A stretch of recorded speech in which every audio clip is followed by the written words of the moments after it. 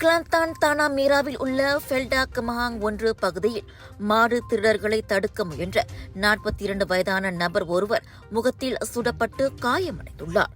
பாதிக்கப்பட்டவரான கைரி அம்ரி நேற்று அதிகாலை 3 மணியளவில் ஒரு கும்பல் மாடுகளை திருட முயல்வதைக் கண்டு உதவிக்காக கூச்சலிட்டுள்ளார். சத்தம் கேட்டு ஓடிவந்த கிராம மக்கள் அந்த கும்பலை சூழ்ந்து பிடிக்க முயன்றனர். அப்போது அந்த கும்பலில் இருந்த ஒருவன் நடத்திய துப்பாக்கிச் சூட்டில் ஒரு தோட்டா கைரியின் கன்னத்தில் பாய்ந்தது.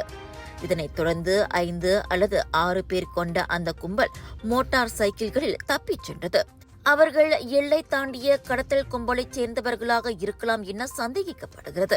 கடந்த 8 ஆண்டுகளாக கிராம மக்களின் மாடுகளை பராமரித்து வரும் ஃபெல்டா குடியேற்றக்காரரான கைரி உடனடியாக தனாமேரா மருத்துவமனைக்கு கொண்டு செல்லப்பட்டார்.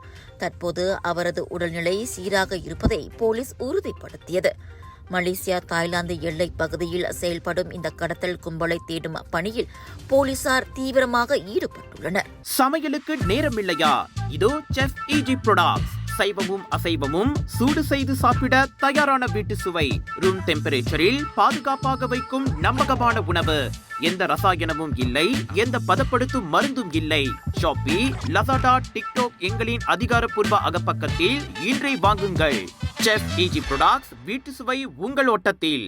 விலையோ மலிவு, செலவோ குறைவு, தரமோ உயர்வு, மனமோ நிறைவு. மக்களின் தேர்வு என்ரிகோஸ் முழு ஆடை சத்துள்ள பால்மாவு.